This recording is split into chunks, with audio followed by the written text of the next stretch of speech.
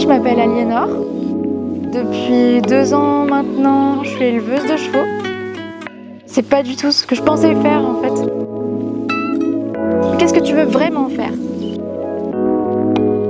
J'ai juste envie d'être avec des chevaux, faire n'importe quoi mais avec des chevaux.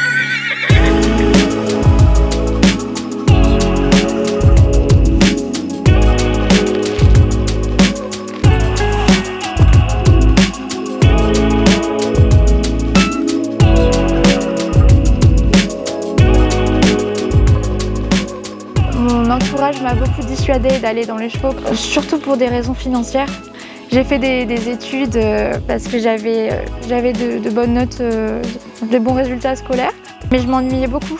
Je suis allée jusqu'en licence 3, et puis en licence 3, au moment de m'inscrire en master, je sentais que c'était vraiment pas la chose à faire.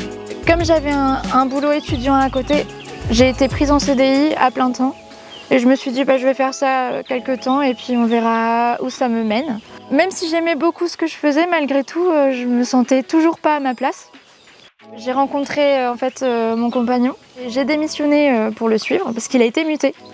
Et en fait, à partir de ce moment-là, je me suis dit je vais profiter d'avoir un petit peu droit au chômage pour réfléchir à ce que je veux faire parce que j'arrive pas à me sentir à ma place. Un jour, il m'a posé la question, il m'a dit bon allez, qu'est-ce que tu veux vraiment faire? Et moi, je lui ai dit j'ai juste envie d'être avec des chevaux, faire n'importe quoi mais avec des chevaux. Et en fait, ça a été le commencement. Donc là, j'ai regardé qu'est-ce que je dois faire. J'ai une licence 3 mais j'ai rien dans les chevaux. J'étais trop vieille pour rentrer à Saumur. J'avais pas mon galop 7 non plus, donc il fallait... c'était mort pour moi de faire des études équestres. Plutôt que de passer par la porte, je suis passée par la fenêtre. Et donc j'ai fait un bac pro conduite et gestion d'entreprise hippique, enceinte. Voilà, donc ça c'était la partie sympa. C'était pour avoir ma capacité agricole, pour pouvoir avoir une ferme. Parce que maintenant, si on n'a pas la capacité agricole, on ne peut pas s'installer en tant que chef d'exploitation. Hein. Ça se fait pas comme ça. Et une fois que j'ai eu la capacité agricole, là, j'ai pu lancer mon élevage.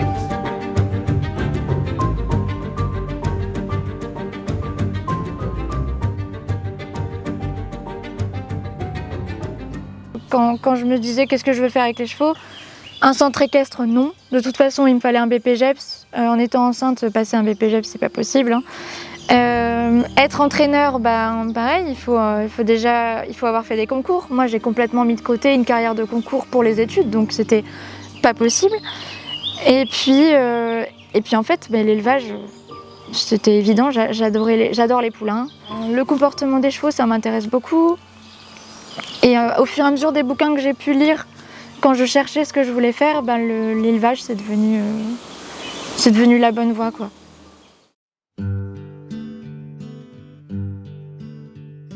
Mon pilier principal, c'est le respect des besoins fondamentaux des chevaux.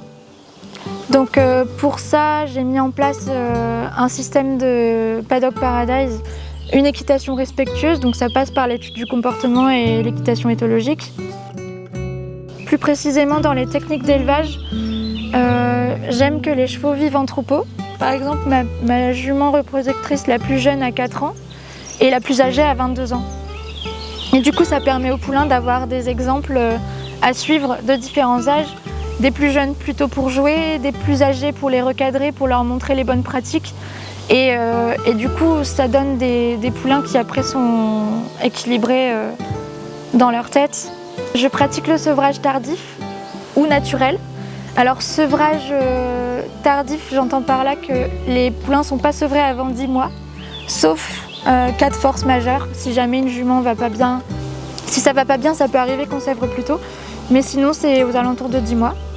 Parce qu'une jument, quand elle est pleine, en fait, elle va sevrer de toute façon un petit peu avant la naissance du nouveau poulain pour pas en allaiter 2.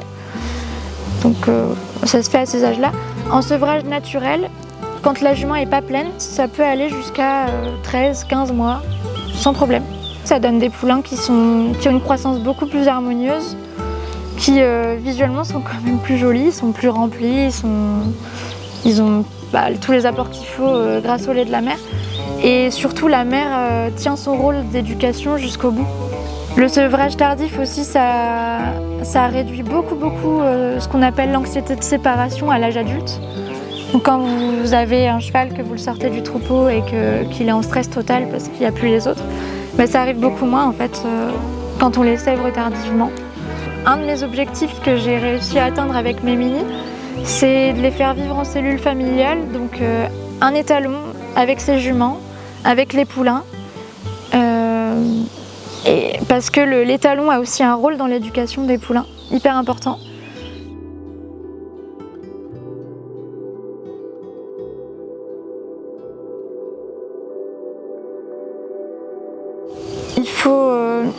Il faut être capable d'accueillir la mort comme on accueille la vie, parce que ça va ensemble en fait. Quand on travaille avec du vivant, il faut être préparé à ce qu'un jour il y ait un de nos protégés qui se blesse ou qui meurt tout simplement. Et voilà, ça c'est pas forcément facile, mais du coup c'est très gratifiant quand on a une naissance et que ça se passe bien. C'est un peu l'ascenseur émotionnel, donc il faut vraiment être bien accroché. Autre difficulté, des fois, c'est quand on fait des choix d'élevage qui sont très coûteux pour nous. Enfin, pour moi, c'est le cas, par exemple, le sevrage tardif. Ça fait que j'entretiens des poulains pendant souvent 1 an. La mère plus le poulain, parce que du coup, la mère, il faut la complémenter beaucoup plus. Et ça se répercute sur le prix du poulain. Et ça, c'est difficile de le justifier après auprès des acheteurs. Parce qu'ils vont trouver des chevaux avec des bonnes lignées, avec des belles couleurs, avec disons tous les critères qu'on va retrouver ici, mais moins cher, parce qu'il n'y aura pas forcément les mêmes choix d'élevage qui ont été faits. Le Paddock Paradise, par exemple, c'est très coûteux à installer. Et autre difficulté, c'est qu'un élevage, ça met longtemps avant d'être pérenne, donc il faut faire souvent d'autres choses à côté. Donc ça demande du temps, c'est beaucoup de travail. Physiquement, il faut être en forme.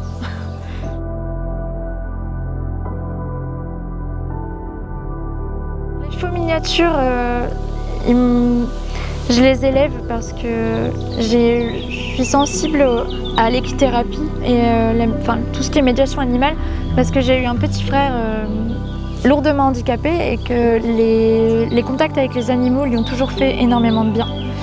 Et du coup, j'ai eu envie d'élever des minis. C'est beaucoup moins impressionnant pour quelqu'un qui n'a pas l'habitude des chevaux de se retrouver face à un cheval miniature. C'est pas très grand, c'est pas impressionnant. Et quand ils sont bien éduqués, bien socialisés, pour la pratique de la médiation animale, c'est juste génial, les chevaux miniatures.